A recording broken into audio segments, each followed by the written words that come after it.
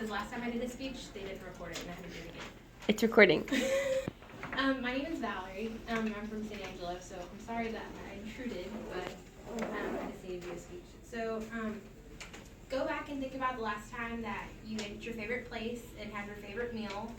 I'm sure you weren't thinking about the rules and regulations that it took, or the establishment uses, or to get that food out to you safely, or whenever you get sick. But y'all are medical students, so y'all probably do think about that kind of thing. But whenever you get sick, people usually don't think about what it takes to get those drugs out safely to consumers. And so that's how the FDA protects us, and they have rules and regulations in place to protect humans, and yeah, that's what they do. So I'm going to talk to you about the FDA and how they protect us. I'm qualified to tell you this because I work in the food industry, and I've done my research on the topic. My 4 main points are just going to be like how the FDA protects us, how they fail us, how they make the rules, and how some of the protection is just kind of unequal. So the rules and regulations are made by a process called notice and comment rulemaking. So they propose a rule, and then the public has feedback on it. And so then after that, they take in that feedback, and they decide whether or not to keep the rule or not to keep the rule. So if they keep the rule, it goes into review. It goes into review, and it goes through different organizations like Health and Human Services and stuff like that, and they decide whether or not to keep the rule.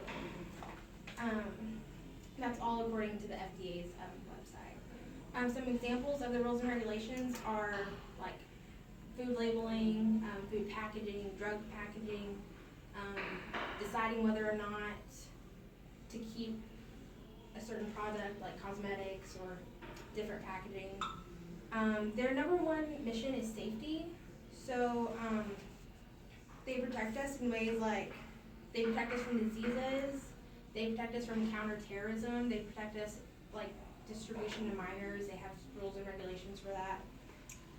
Some diseases they protect us from are like STDs because of the rules and regulations for condom use. They protect us from foodborne illnesses, for anything caused by bacteria, viruses, or parasites. They have rules in place for that. And they also protect us from toxins and chemicals. Another thing that I mentioned was, you can sneeze, it's okay. Another thing that they protect us from is counterterrorism. So they protect our food supply and movement of food back and forth, and any kind of health threats. So an example of that would be like the Ebola virus breaking out or something like that. Some also believe that there's too much protection on some things and not enough on others, such as generic and brand name drugs. So like 2 patients can have the same illness, they get the same drug, but one's brand name, one's not. And so the argument right now is that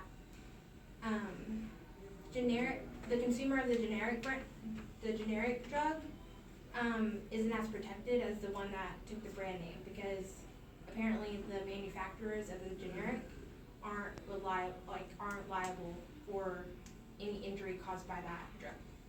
And that's something that's just not equal. Like, all of the drugs should be held accountable. The manufacturer of the drug should be held accountable for any kind of injury caused by the drug. And that was all according to Marie Boyd, and she wrote the Unequal Protection Under the Law, just to state that. The FDA also protects us, or fails to protect us altogether in some ways, such as genetically engineered animals.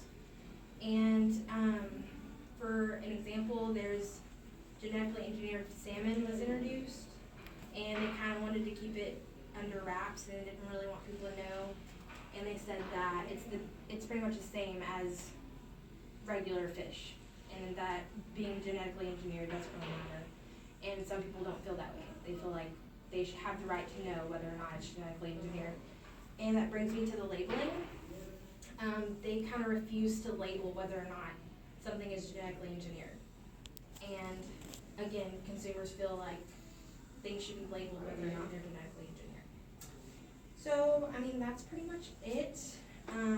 I just talked about the unequal protection, how they fail us, how they protect us, and the rules and how they're made. And so next time you go out to eat or you get medicine, just think about like what happens behind the scenes and how the FDA protects us. But thank you for meeting my audience today.